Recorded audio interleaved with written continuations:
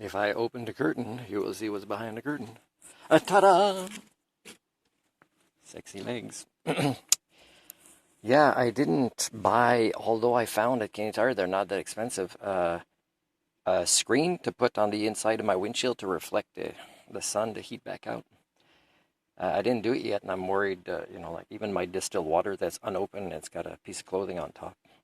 That, sometimes the sun might hit it. I could put it somewhere else. It's just very messy in here. I'm working on it. On the weekend, I'm taking a plane to go retrieve my motorcycle. Still don't know where I'm going to leave my motorhome. Still don't know where the motorcycle would go. I still don't have a steady home that makes me feel safe that I can count on. And in part, I worry about the trip of getting my bike for the same reason about the worries for here.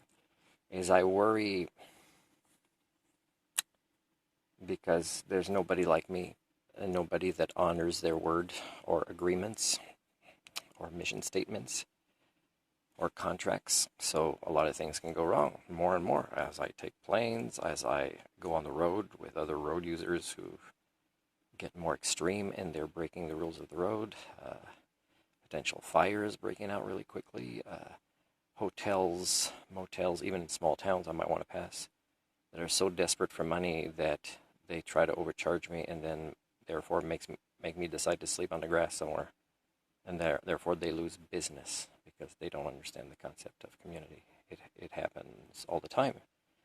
In fact, it's a big part of what season 3 will be like when I really start posting it soon. I have to organize it. And so it's kind of sad. This is a lesson in democracy. So I'm thinking, if there was such a thing as democracy among a species of Homo sapiens, would there be credit cards? And of course there wouldn't be. If there's still some form of equality or monetary paradigm that creates inequalities, but maybe we're starting to be Homo sapiens, so there isn't any big inequalities within the monetary paradigm, then there might still be the concept of credit, but it would be managed by responsible adults that work for, government. So if somebody, has, lightning strike their roof or something, or their child goes ill, or a vehicle breaks down, and the warranty will be applied because it's a Homo sapien, community, then, they're without, let's say, their vehicle for going to work. If it's a family that, that is limited in their ability to get to work, for example, if it's something like that, then, then you apply and it'd be really quick, right? It'd be like, it can be done on the internet if we're good at using language and the internet. It'd be done, and then maybe there'd be one in-person visit later or something to confirm things and collect the data and the receipts. And it would be very quick and efficient, and there wouldn't be interest. It'd be just repay it with small amounts later that, if it's an Homo sapien society, it wouldn't be like a lot of people today living dollar for dollar everyday survival mode. So they could repay it back without interest later when bad things happen. But to put credit cards in society and to make people fear about interest rates and fear about repossession and fear, while at the same time turning them with every ad that comes up into over-consuming addicts, I would say there's no democracy there at all. There's no serving the public when it comes to the elites, including the banks, any wizards of the magical monetary paradigm. It's a form of abuse. So credit cards are a form of abuse in a society, whether a society pushes them on people at what age, but other systems are very similar to this.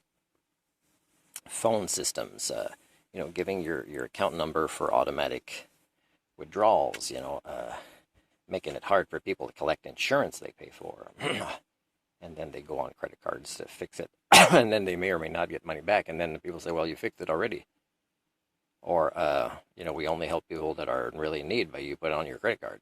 Well, no offense, but if they put on a credit card, you made them more in need. You failed.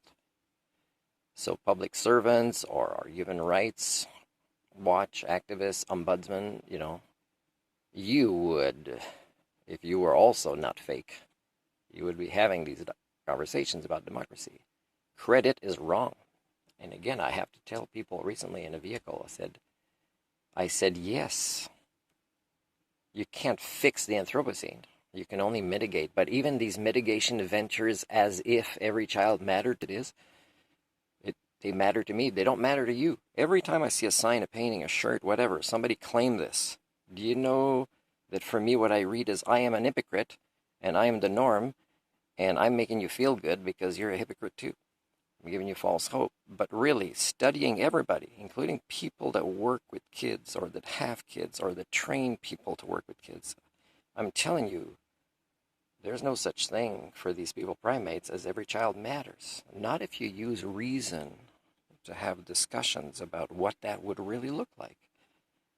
And in a democracy that allows credit cards and that includes them in families trying to raise kids, I don't think that every human right matters to you, from children, from adults, from your voters, from even members of your own family, because you live a monopoly game.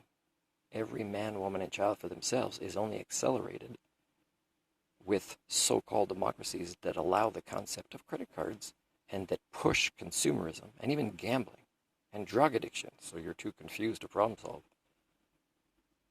on their own citizens.